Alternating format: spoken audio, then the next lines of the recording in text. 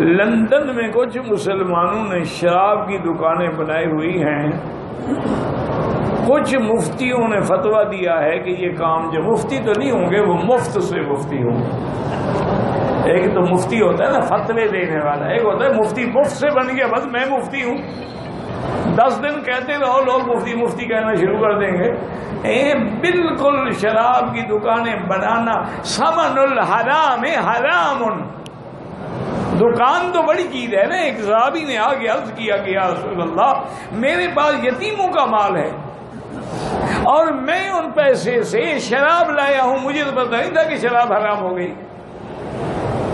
اب میں جب مدینہ منورہ میں پہنچا تو مجھے پتہ لگا کہ شراب حرام ہو گئی ہے. یا رسول اللہ، وہ یتیم بیچارے تو رل جائیں گے، ان کا تو مال یہی ہے.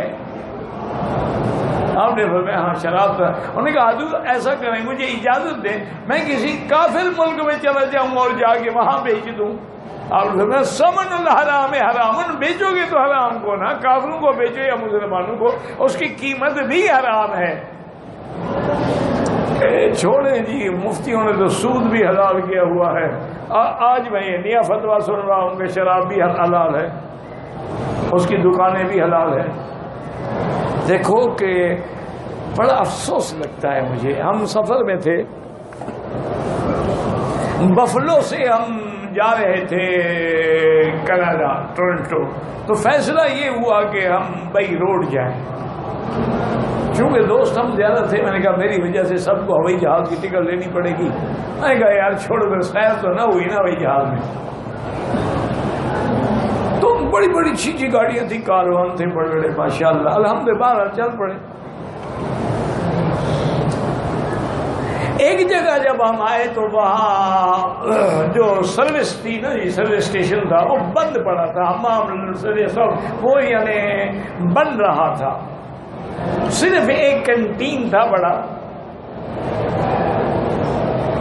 ہم نے نماز پڑھنی تھی مغرب کی. اچھا اللہ کی شان یہ ہے کہ باقی تو سب کو وضو تھا، مجھے وضو کی ضرورت تھی.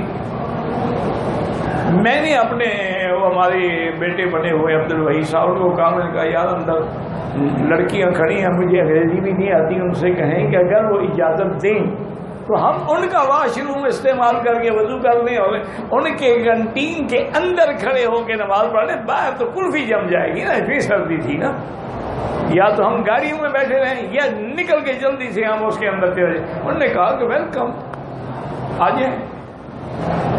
یقین کریں کہ ایک لڑکی بیچاری میرے واش روم میں جانے سے پہلے اس نے کہا پلیز ویٹ، تھوڑا انتظار کر. اندر گئی، اس کو دھویا اور دھونے کے بعد صاف کر کے پھر مجھے کہا کہ اب آپ استعمال کریں. نے کیا. اچھا نماز کے لیے انہیں بڑے بڑے رول جو ہوتے ہیں نا، کاغذ کے رول جو ہوتے ہیں جو کھانے وانے کے لیے بچھا، اس نے وہ صفوں کے طور پہ بچھا دیے. ہم نے نماز پڑھی، مغرب کی نماز تھی، شاید مغرب کی نماز تھی. اس کے بعد میں نے عبدالوحید سے کہا، میں نے کہا یار یہ بچیوں نے بڑی ہمارے ساتھ مہربانی کی ہے، تو کچھ نہ کچھ تو ان سے خریدیں نا بھئی، ان کی تو کوئی مدد کرے نا. تو ہم نے ان سے کہا کہ ایک تو ہمیں کافی بنائیں، کافی پلائیں، اور پھر ہم نے کہا کہ آپ کو دیکھنا شروع کیا. ہم نے کہا ہم سمجھتی ہیں آپ نہ کافی پینے والے ہیں نہ آپ یہ بسکٹ کھانے والے ہیں. ہمارا مشورہ یہ ہے کہ آپ ہمارے ہاتھوں سے بنی ہوئی کافی بھی نہ پئیں، انہی ہاتھوں سے انہی برتنوں میں ہم شراب پیتے ہیں. میرا دل گوارا نہیں کرتا کہ میں دھو ڈالوں گی، برتن پاک ہو جائیں گے، لیکن پھر بھی آپ کے لیے میں نہیں کروں. اور ہمارا دل رکھنے کے لیے آپ بسکٹ نہ خریدیں، بس آپ ہمارے لیے دعا کر دیں. میں نے کہا کیا دعا کروں؟ انہوں نے کہا جو اچھی ہو. میں نے کہا میں تو یہی دعا کروں گا اللہ اسلام نصیب کر دے. انہوں نے کہا یہی اچھا سمجھتے ہیں، یہی دعا کرو.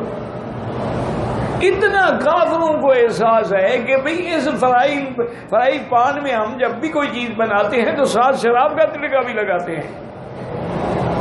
اس میں ہم جب چائے بناتے ہیں اس کے اندر بھی، کافی کے اندر بھی ہم کچھ نہ کچھ الکوہل ڈالتے ہیں، حالانکہ وہ دھو کے ہمارے لیے بناتی نا. ہم نے کہا کہ نہیں، مسلمان کے لیے وہ برتن بھی یوز نہ کرے تو بہتر. اتنا تو کافروں کو بھی شرم ہے، تم اچھے مسلمانوں کی شراب کی دکانیں بنائی ہوئی ہیں۔ ویڈیو کے نیچے سبسکرائب کے بٹن پہ کلک کریں، بیل کے آئیکن پہ کلک کیجئے تاکہ ہر نئی ویڈیو کی نوٹیفیکیشن آپ کو مل جائے۔